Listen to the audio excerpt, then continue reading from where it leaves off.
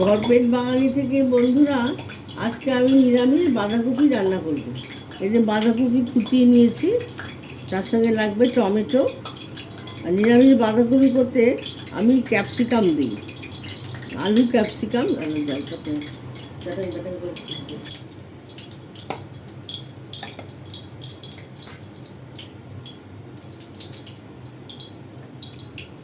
জিরে জিরে ফোড়ন দিলাম, তেজপাতা কালো জিরে দিয়ে দিলাম, পাতা কাঁচা লঙ্কা দিয়ে দিলাম, আর এই যে আলু আর ক্যাপসিকাম কুচিয়ে রেখেছি এটাও দিয়ে দিলাম, টমেটোটা দিয়ে দিলাম, এই অল্প চিকেন ছিল দিয়ে দিলাম, কড়াইশুঁটিটা দিয়ে দিলাম,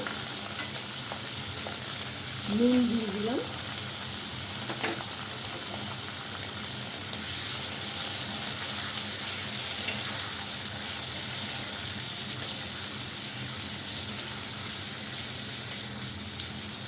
অনেকদিন পর বাঁধাকপি রান্না করছি।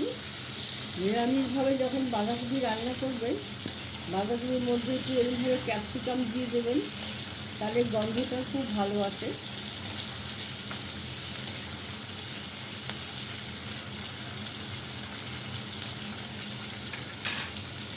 এটা একটু হতে থাক, ডগটা আবার পরে দেখাচ্ছি।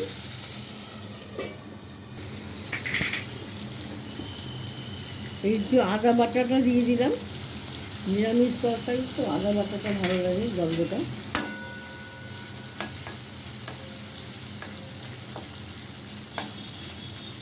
এই হলুদ গুঁড়ো, লঙ্কা গুঁড়ো দিয়ে দিলাম,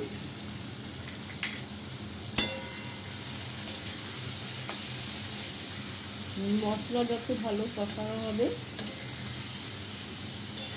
রান্নার টেস্ট খেতে ভালো হবে।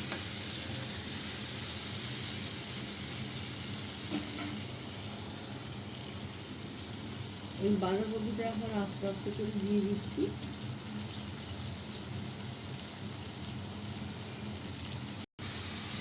এই যে বাঁধাকপিটা দিয়ে দিলাম, বাঁধাকপিটা দিয়ে যে জল বেরোবে সেই জলই সব সিদ্ধ হয়ে যাবে। বাঁধাকপিটা খুব কচি, অক্সিজেনের বাঁধাকপি, কিন্তু বাঁধাকপিটা খুব ভালো। এবার হোক করে থাক, জল বেরো। এটা একটু ঢাকা দিয়ে রাখলাম। দেখুন বন্ধুরা, আমার বাঁধাকপির তরকারি হয়ে গেছে, আলু টালু সব সিদ্ধ হয়ে গেছে। নিরামিষ বাঁধাকপি যখন রান্না করবেন না, এরকম ক্যাপসিকাম কুচিয়ে দেবেন, তাহলে গন্ধটা ভালো লাগে। এখানে আপনারা ঘি গরম মশলা দিতে লাগবেন। হয়ে গেছে, আমি একটুখানি নিরামিষ তরকারি একটু চিনি দিয়ে দিলাম, একটু আটা ছিটিয়ে দিলাম, আর ঘন হয়ে যাবে। আমার রান্নাটা হয়ে গেছে। লাইক, শেয়ার, কমেন্ট করে দেবেন।